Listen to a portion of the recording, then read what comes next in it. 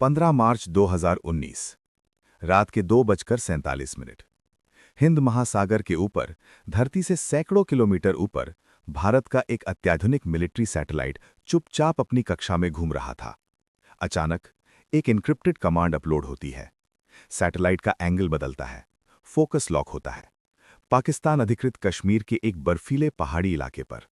Location नीलम valley. नीचे घने जंगलों के बीच एक ऐसा कैंप था जिसे मैप्स पर भी नो मैन्स लैंड दिखाया गया था, लेकिन असल में वो था आतंक का नया अड्डा। दो लोग पठानी सूट में, कंधे पर बैग लटकाए, धीरे धीरे उस इलाके के पास घूम रहे थे। ये आम चरवाहे नहीं थे, ये थे भारत की खुफिया एजेंसी के फील्ड एजेंट। उन्होंने जो देखा वो किसी भी इंसान की रूह कपा देने के लिए काफी था। बर्फ के बीच छुपा हुआ एक अंडरग्राउंड कैंप, जहां करीब 400 नए आतंकी फिदाइन ट्रेनिंग ले रहे थे। रात में फायरिंग की आवाजें, दिन में बम बनाने की ट्रेनिंग, और सबसे खतरनाक बात, इंटेलिजेंस रिपोर्ट के मुताबिक इस कैंप का मास्टरमाइंड था मसूद अजहर का एक टॉप कमांडर। एजेंट्स ने हर एंगल से तस्वीरें ली, ड्रोन फुटेज कैप्चर की और अपनी जान जोखिम में डालकर वो डेटा भारत भेज दिया। इधर नई दिल्ली, रॉ हेडक्वार्टर में, रॉ चीफ अनिल धस्माना ने जैसे ही वो इमेजेस देखी, उनकी आंखें सख्त हो गई। उन्होंने तुरंत फोन उठाया। ये सिर्फ कैंप नहीं, ये आने वाले बड़े हमले की तैयारी है। कुछ ही मिनटों में ये इंटेलिजेंस पीएम आवास पहुंच चुकी थी। वहां पे साउथ ब्लॉक में हाई लेवल मीटिंग बुलाई गई। कमरे में मौजूद थे प्रधानमंत्री Narendra Modi, NSA Ajit Doval, air chief BS Dhanoa और तीनों सेनाओं के प्रमुख। कमरे में सन्नाटा था। मोदी ने धीमी आवाज में कहा, अगर ये कैंप जिंदा रहा तो कल फिर हमारे जवानों की शहादत होगी। अजीत डोभाल बोले, सर, इस बार जवाब ऐसा होना चाहिए कि दुश्मन की नस्लें याद रखें। मोदी ने एक पल आंखें बंद की, फिर एयर चीफ की तरफ देखा। क्या हम तैयार हैं? धनवा ने बिना झिझक कहा, सर, इस बार आसमान से बिजली गिरेगी। मोदी बोले, गो हेड।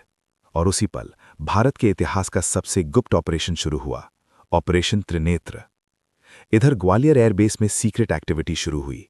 मिराज 2000 जेट्स को तैयार किया गया। मोबाइल फोन बंद, पायलट्स को परिवार से संपर्क की अनुमति नहीं।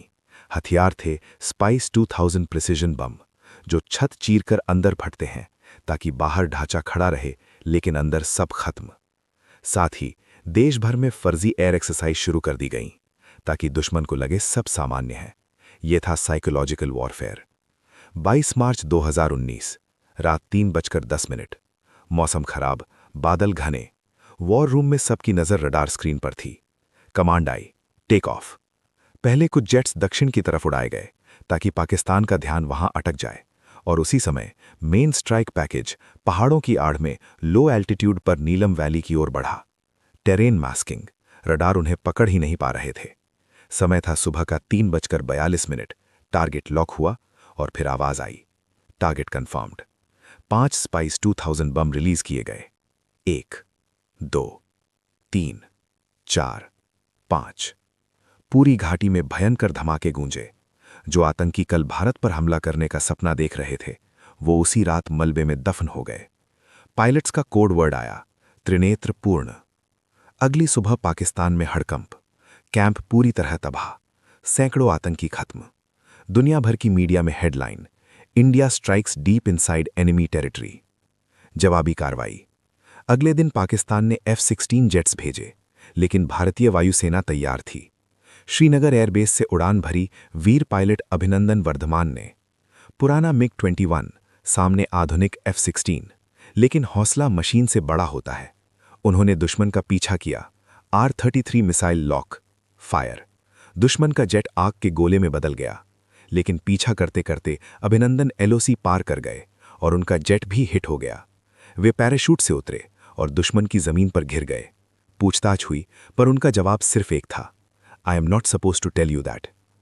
कूटनीतिक दबाव। दिल्ली में इमरजेंसी मीटिंग, संदेश साफ, हमारा पायलट तुरंत चाहिए। International pressure. अमेरिका की secretary of state Mike Pompeo और भारत की विदेश मंत्री सुषमा स्वराज ने हालात संभाले। पाकिस्तान के पीएम इमरान खान को समझ आ गया कि भारत इस बार पीछे नहीं हटेगा। 3 दिन बाद वाघा बॉर्डर। शाम का वक्त, हजारों लोग तिरंगा लिए खड़े। गेट खुलता है और अंदर से चलते हुए आते हैं अभिनंदन। सीना तान कर, वही स्टाइलिश मूछें, वही निडर चाल। भारत ने दुनिया को संदेश दे दिया था कि हम बदला भी लेते हैं और अपने सिपाही को सुरक्षित घर भी लाते हैं। ये सिर्फ एक ऑपरेशन नहीं था, ये एक चेतावनी थी, नए भारत की।